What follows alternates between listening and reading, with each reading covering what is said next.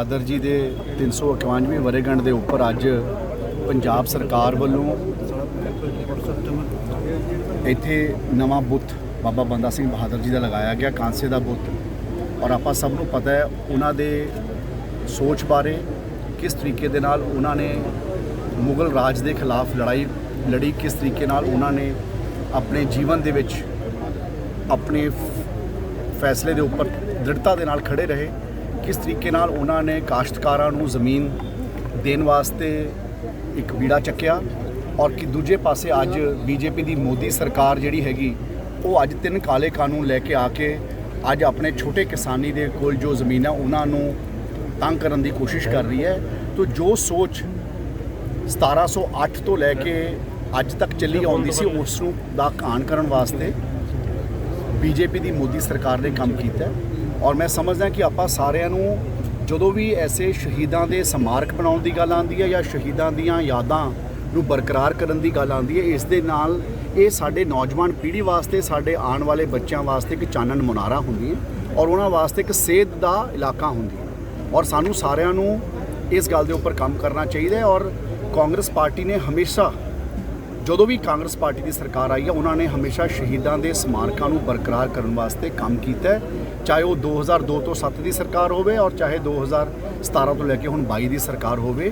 ਹਮੇਸ਼ਾ ਇਸ ਏਰੀਏ ਨੂੰ ਪ੍ਰਾਈਮ ਫੋਕਸ ਤੇ ਰੱਖਿਆ ਤਾਂ ਕਿ ਸਾਡੇ ਬੱਚੇ, ਸਾਡੇ ਸੂਬੇ ਦੇ ਨੌਜਵਾਨ, ਉਹ ਲੋਕ ਜਿਹੜੇ ਆਉਣ ਵਾਲੇ ਸਮੇਂ 'ਚ ਇਸ ਭਵਿੱਖ ਵਿੱਚ ਇਸ ਬੜੇ ਗੁਰੂ ਸਾਹਿਬ ਦੀ ਤੇ ਬੜੇ ਲੋਕ ਜਿਨ੍ਹਾਂ ਦੀਆਂ ਵੱਡੀਆਂ ਕੁਰਬਾਨੀਆਂ ਰਹੀਆਂ, ਉਹਨਾਂ ਨੂੰ ਆਪਣੇ ਜੀਵਨ ਦੇ ਵਿੱਚ ਨਿਰਧਾਰ ਕਰ ਸਕਣ ਔਰ ਉਸ ਪੈਰੇ ਦੇ ਉੱਪਰ ਚੱਲ ਸਕਣ। ਇੱਕ 50 ਕਿਲੋਮੀਟਰ ਦਾ ਜਿਹੜਾ ਏਰੀਆ ਵਧਾਇਆ ਗਿਆ BSF ਦਾ, ਕਿਵੇਂ ਦੇਖਦੇ ਹੋ? ਨਹੀਂ, ਉਹ ਤਾਂ ਸਾਨੂੰ ਪਤਾ ਹੀ ਹੈ ਕਿ ਜਿਹੜੀ ਭਾਰਤ ਸਰਕਾਰ ਹੈ ਉਸ ਜਿਹੜੀਆਂ ਸਟੇਟ ਦੇ ਰਾਈਟਸ ਹੁੰਦੇ ਆ ਉਹਦੇ 'ਚ ਇਨਫਿਲਟਰ ਕਰਨ ਦੀ ਕੋਸ਼ਿਸ਼ ਕਰ ਰਹੀ ਹੈ। ਹਮੇਸ਼ਾ ਮੋਦੀ ਸਰਕਾਰ ਨੇ, ਬੀਜੇਪੀ ਦੀ ਸਰਕਾਰ ਨੇ ਜਿਹੜੇ ਸੂਬਿਆਂ ਵਿੱਚ ਕਾਂਗਰਸ ਪਾਰਟੀ ਦੇ ਰਾਜ ਨਹੀਂ ਹੁੰਦੇ ਜਾਂ ਬੀਜੇਪੀ ਦੇ ਰਾਜ ਨਹੀਂ ਹੁੰਦੇ, ਬੇਸਿਕਲੀ ਉਹ ਵਾਲੇ ਪਾਰਟੀਆਂ, ਉਹ ਵਾਲੇ ਸੂਬਿਆਂ ਦੇ ਵਿੱਚ ਹਮੇਸ਼ਾ ਇਨਫਿਲਟ੍ਰੇਸ਼ਨ ਆਫ ਰਾਈਟਸ ਕੀਤੀ ਹੈ, ਜਾਂ ਜਿਹੜੇ ਸਰਕਾਰਾਂ ਦੇ ਸੂਬੇ ਦੀ ਸਰਕਾਰਾਂ ਦੇ ਦੀਆਂ ਤਾਕਤਾਂ ਹੁੰਦੀਆਂ ਉਹਦੇ ਵਿੱਚ ਇਨਫਿਲਟਰ ਕਰਨ ਦੀ ਕੋਸ਼ਿਸ਼ ਕੀਤੀ ਹੈ। ਔਰ ਮੈਂ ਸਮਝਦਾ ਕਿ ਪੰਜਾਬ ਨੇ ਹਮੇਸ਼ਾ ਪੱਖਪਾਤ ਤੋਂ ਉੱਪਰ ਹੋ ਕੇ, ਜਾਤ ਪਾਤ ਤੋਂ ਉੱਪਰ ਹੋ ਕੇ ਲੜਾਈ ਲੜੀ ਹੈ ਔਰ ਹਰ ਸੰਘਰਸ਼ ਦੇ ਵਿੱਚ ਹਰ ਪੰਜਾਬੀ ਦਾ ਵੱਡਾ ਯੋਗਦਾਨ ਰਿਹਾ ਹੈ।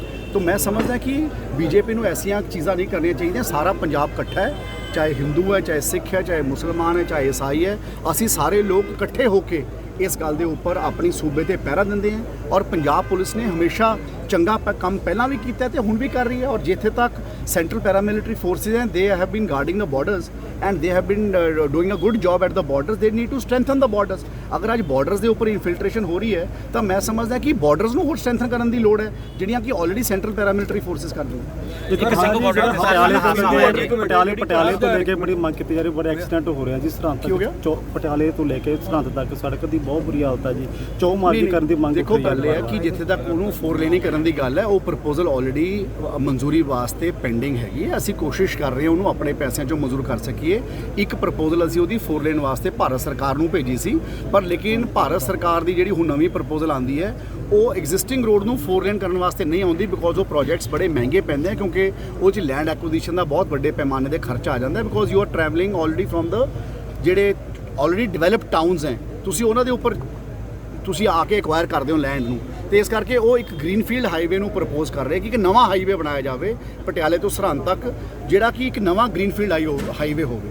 ਤਾਂ ਇਸ ਕਰਕੇ ਉਹ ਭਾਰਤ ਸਰਕਾਰ ਦੀ 4 ਲੇਨ ਦੀ ਨੈਸ਼ਨਲ ਹਾਈਵੇ ਦੀ ਪ੍ਰਪੋਜ਼ਲ ਹੈ, but in the mean time state government ਆਪਣੇ ਕੋਲੋਂ ਕੋਸ਼ਿਸ਼ ਕਰ ਰਹੀ ਹੈ ਕਿ ਅਸੀਂ ਇਹ ਸੜਕ ਨੂੰ 4 ਲੇਨ ਕਰ ਸਕੀਏ। ਸਰ, ਕਿਸ ਤਰ੍ਹਾਂ ਦੇਖਦੇ ਹੋ ਤੁਸੀਂ ਸਿੰਘੂ ਬਾਰਡਰ ਤੇ ਕੱਲ੍ਹ ਜਿਹੜੀ ਘਟਨਾ ਹੋਈ ਹੈ?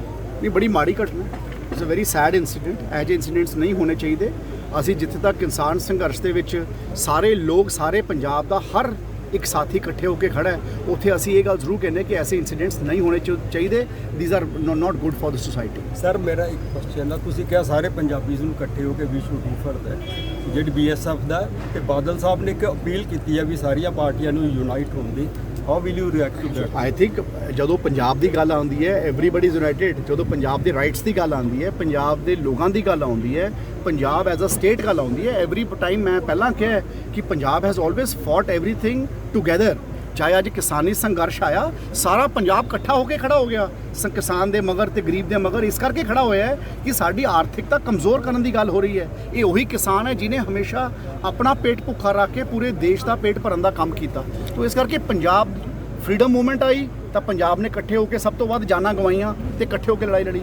ਅੱਤਵਾਦ ਦਾ ਵਕਤ ਆਇਆ ਤਾਂ ਅਸੀਂ ਸਾਰਿਆਂ ਨੇ ਇਕੱਠੇ ਹੋ ਕੇ ਲੜਾਈ ਲੜੀ। ਤੇ ਅੱਜ ਅਗਰ ਬੀਜੇਪੀ ਦੀ ਸਰਕਾਰ ਪੰਜਾਬ ਦੇ ਵਿੱਚ ਇਨਫਿਲਟਰੇਟ ਕਰਨ ਦੀ ਗੱਲ ਕਰ ਰਹੀ ਹੈ ਤੇ ਅਸੀਂ ਸਾਰੇ ਇਕੱਠੇ ਹੋ ਕੇ ਆਲਰੇਡੀ ਕੰਮ ਕਰ ਰਹੇ ਹਾਂ। ਔਰ ਬਾਦਲ ਸਾਹਿਬ ਨੇ ਕਿਹਾ ਇਟਸ ਅ ਵੈਲਕਮ ਸਟੈਪ।